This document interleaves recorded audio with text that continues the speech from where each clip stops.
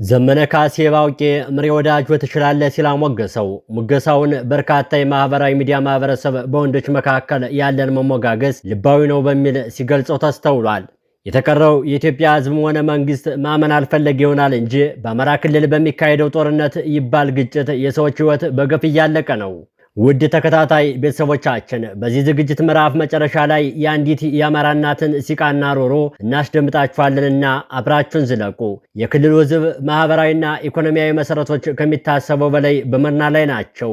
ኢትዮጵያዊው በጠቅላላ ሞትን ወደ ቁጥር ቀይሮ እንደተላመደው ሁሉ ሰበር ዜናውም ተላምዶታል።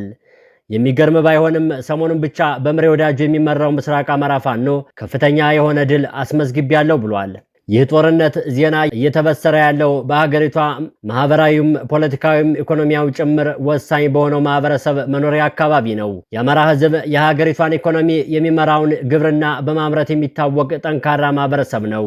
የኢትዮጵያ ኢኮኖሚ 80 በመቶ የሚያክለው የተመሰረተው በግብርናው ዘርፍ ላይ ሲሆን ግብርና ደግሞ ወቅትና ገበሬ የሚባሉ መሰረታዊ ፍላጎቶች ያሉት የኢትዮጵያ ኢኮኖሚ የጀርባ አጥንት ነው። የኢትዮጵያን ኢኮኖሚ ያጸና የአማራ ገበሬ ዛሬ ታጣቂ ሆኗል። የኢትዮጵያ ኢኮኖሚ የጸናበት ግብርና ደግሞ የጦር ምሽግ ከሆነ ከ2 ዓመታት በላይ ጊዜያቶች አልፈዋል። ሀገሬው ሲሸልል አንተምተው የሚል ዳኛ ጠፍቶ በሬውን ወሰደው ከቀንበሩ ፈቶ ይላል።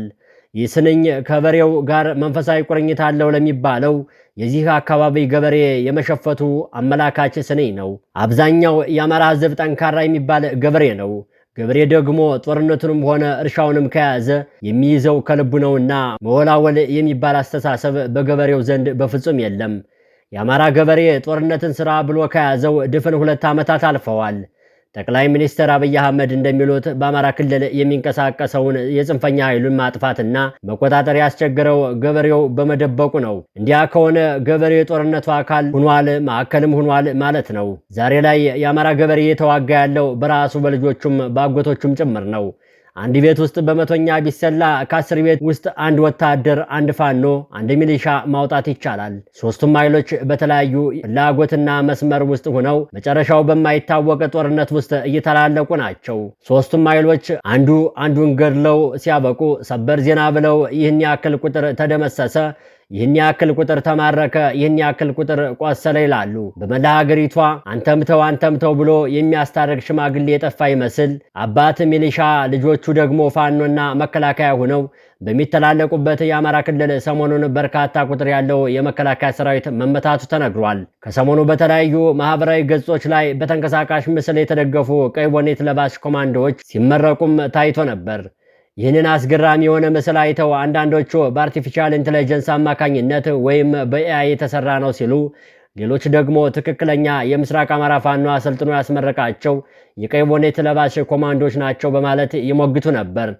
ጉዳዩን ሰሞኑን በምስራቅ አማራ ፋኖ በኩል ተገኘ ከተባለ ወታደራዊ ድል ጋር አያይዞ ለተመለከተው ግን በቅርቡ የታዩት የቀይ ቦኔት ለባሾች የአርቲፊሻል ኢንተለጀንስ ወይም ኤአይ ውጤት ሳይሆኑ እንደተባለው ምስራቅ አማራ ፋኖ ያስመረቃቸው ናቸው ብሎ ለመደምደም ያስችላል የሚሉ አካላትም ተበራክተዋል። ምክንያቱም ሰሞኑን በሰሜን ወሎና በደቡብ ወሎ አካባቢዎች በመንግስት ኃይሎችና በፋኖ ታጣቂዎች መካከል በነበረው ጦርነት የፋኖ ኃይሎች ከፍተኛ ድል መቀናጀታቸው ተዘግቧል ነውና በአማራ ፋኖ ምስራቅ አማራ ቀጠና ምኒልክ ዕዝ ከመከላከያ ሰራዊት ጋር በተደረገው ውጊያ ከ400 በላይ የመከላከያ ሰራዊቱ መገደላቸው የተነገረ ሲሆን ከ150 በላይ ወታደሮች ተማርከዋል ተብሏል። ከዚህም ባለፈም በርካታ የነፍስ ወከፍና የቡድን መሳሪያዎችን በገፍ መማረክ መቻሉንም ቡድኑ አስታውቋል።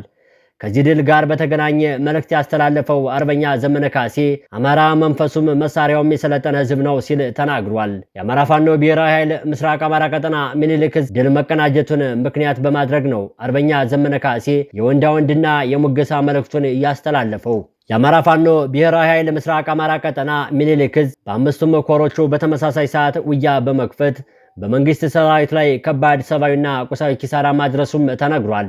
አርበኛ ዘመነ ካሴ በመልእክቱ እውነትም ዓለም ሲሰለጥን ወሎየን ይመስላል፣ አማራ መንፈሱም መሳሪያውም የሰለጠነ ህዝብ ነው፣ የአማራ ፋኖ ብሔራዊ ኃይል ሚኒልክ ዕዝ ድፍን አማራን አኩርታችሁታል፣ ዋርካው ወታደራዊ ሰላምታዬ ባለህበት ይድረስ በማለት ምስራቅ አማራ ፋኖ ለአርበኛ ምሬ ወዳጆ ሰላምታውን አድርሷል። እንደ ሰሞኑ የጦር ግንባር ብሎ መነጋገሪያ የሆነው ጉዳይ እና አርበኛ ዘመነ ካሴን ያስደሰተው ተጋድሎ ምስራቅ አማራ ላይ የተፈጸመው ደማቅ ታሪክ መሆኑን ፋኖ ይፋ አድርጓል። የአማራ ፋኖ ብሔራዊ ኃይል ምስራቅ አማራ ቀጠና ሚኒልክ ዕዝ ሰሞኑን የተጀመረው ዘመቻ በአምስቱ ኮሮችና በዚህ ልዩ ዘመቻ ከፍተኛ ተጋድሎ በማድረግ አስደናቂ ድሎችን አስገኝቷል ብለዋል። ምስራቅ አማራ ሰሜን ወሎ ዞን ጎባቶ ወረዳ በቅሎ ማነቂያ እና ዙሪያ ላይ ከፍተኛ ትንቅንቅ ያደረገ ሲሆን በዚህም በተለይ ቁልፍ ወታደራዊ ቦታ በሆነችው በቅሎ ማነቂያ ወሳኝ ድሎችን ተጎናጽፈናል ብለዋል። ምስራቅ አማራ ቀጠና ባለሸረጡ ክፍለ ጦር ደግሞ የደቡብ ወሎ ዞን ወረባቦ ወረዳ መቀመጫ በሆነችው ከተማ በጉቢሳና በጎሃ በሰቀላና ቴውላ ዙሪያ ከፍተኛ ውጊያ ያደረጉ ሲሆን የጉቢሳ ምሽግ ተሰብሯል ሲል እዙ አስታውቋል። የወረዳው ዋና መቀመጫ የሆነውን ከተማ ሙሉ በሙሉ በፋኖ ቁጥጥር ስር ለማስገባት ከፍተኛ ተጋድሎ መደረጉንም እወቁልኝ ብለዋል።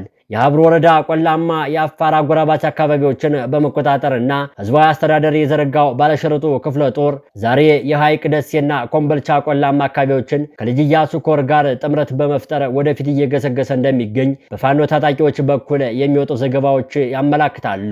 ይሁን እንጂ በተለይ በመንግስት በኩል የሚወጡ ዘገባዎች ደግሞ ከዚህ በተቃራኒ ናቸው። በደቡብ ወሎና በሰሜን ወሎ አዋሳኝ አካባቢዎች የሰላም አማራጭ ባልተቀበሉ የጽንፈኛ ኃይሎች ላይ የማያዳግም እርምጃ ተወሰደባቸው ሲል የሰሜን ወሎ ብልጽግና ቅርንጫፍ ጽሕፈት ቤት አስታውቋል። ሰሞኑን በሰሜን ወሎና በደቡብ ወሎ ዞን አዋሳኝ አካባቢዎች ራሱን ባለሸርጡ ብሎ የሚጠራው ዘራፊና ጽንፈኛ ቡድን ላይ በሀገር መከላከያ ሰራዊትና በጥምር ጦሩ የማያዳግም እርምጃ ተወስዶባቸዋል ሲል አስታውቋል። በሰሜን ወሎ ዞን ሀብሩ ወረዳ ኩልባይኔ መርኮታና ጌራና ፈጅ ቀበሌ ለመሮር የመጣው ጽንፈኛው ቡድን ላይ የተጠናከረ ህግ ማስከበር እርምጃ ተወስዶበት ሰፊና ሰብአዊ ቁሳዊ ጉዳት አስተናግዶ የጠላትን የመዝረፍ ህልሙን ከሽፎበታል ሲል በማህበረ ገጹ በኩል አስተላልፏል። ህልውናችን በተባበረ ክንዳችን በሚል በአማራ ፋኖ ብሔራዊ ኃይል ማዕከላዊ ኮማንድ አባል በሆነው አርበኛ ሄኖክ ደምሴ በወጣ መግለጫ በቆምናትና በቆምንባት ሀገር ዳግም በነጻነት እንኖራለን ሲል ተደምጧል። ክቡራን ተመልካቾቻችን ሙሉ መግለጫውን ሳንጨምር ሳንቀንስ እንደሚከተለው እናቀርባለንና አብራችሁን ቆዩ። የአብይ አህመድ ስርዓት የአማራን ህዝብ ከኢትዮጵያ ምድር ለማጥፋት ትላንትናችንን በተረት ተረት ዛሬያችንን በጦርነት ነጋችን ደግሞ በባርነት ለመደምደም እየታተረ ይገኛል። ምንም እንኳን ይህን ጦርነት ህዝባችን የማይፈልገው ጉዳይ ቢሆንም የፋሽስቱ ስርዓት የሰጠን አማራጭ ግን ሁለት ብቻ ነው። እሱም ለነጻነት መሰዋዕትን ወይም ባርነትን። ከባርነትና ከነጻነት አንዱን እንድንመርጥ ስለተገደድን ለነጻነታችን በክብር መቆምን ወይም በክብር መስዋዕትነትን መቀበል ምርጫችን አድርገናል። በዛሬው ዕለት የምስራቅ አማራ ቀጠና የአማራ ፋኖ ብሔራዊ ኃይል ሚኒልክ ዕዝ ሰራዊት ጀብዱን በባርነት ከመሞት ይልቅ ለነጻነት ክብር በመሰዋዕት በመረጠው ሰራዊታችን የተገኘ አስገራሚ የውጊያ ድል ነው። የሚኒልክ ዕዝ የጦርነት ጠበብ ለነጻነት ሲሉ በተሰዋው ዘመቻዎች የቁጭትና እልህ ያለበት አልበገር ባይነት ማሳያ ሲሆኑ ለነጻነት የሚታገለውን የሰራዊታችን የማድረግ አቅም ያሳየበት ነው። በዚህ አጋጣሚ ለጀግኖቹ የጦር ጠበብቶችና ለጀግና ሰራዊታችን በህዝባችን ብርቱ ተጋድሎ በሰራዊታችን ጀግንነትና አማራዊነት አባቶቻችን ጠብቆ ባቆዩልን ባቆምናትና በቆምንበት ምድር ዳግም በነጻነት እንኖራለን።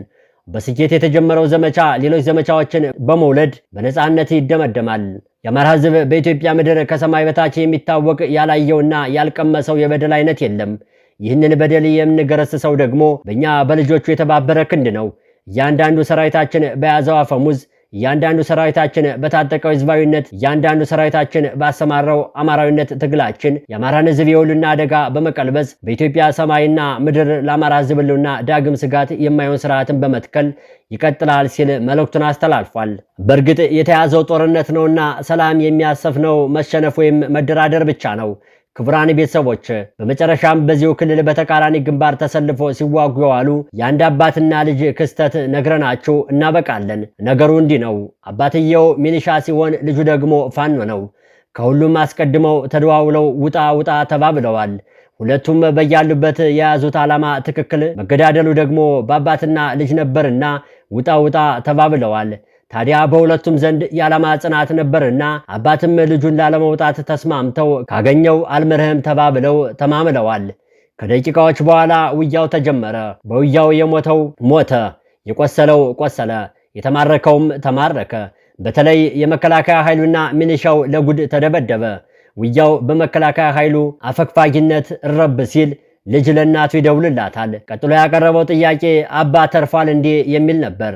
አባትየው ከደቂቃዎች በኋላ ለሚስቱ ደውሎ ያቀረበው ጥያቄ በተመሳሳይ መልኩ ልጅ ተርፎ ይሆን የሚል ነበር። የአማራ እናት ወቅታዊ ሁኔታ በእርግጥ በእንዲህ ያለ ቃናማኖ የጠፋበት ውጥንቅጥ ውስጥ ነው። የገደለው ባልሽ፣ የሞተው ወንድምሽ፣ ሐዘንሽ ቅጣጣ ከቤትሽ አልወጣ እንዲል አስለቃሽ ያም ቢሞት ያም ቢገድል መከራው ከአማራ ሕዝብ ጫንቃ የሚወርድ አይመስልም። ለዛሬው በዚህ አበቃን። ቸር ያቆየን።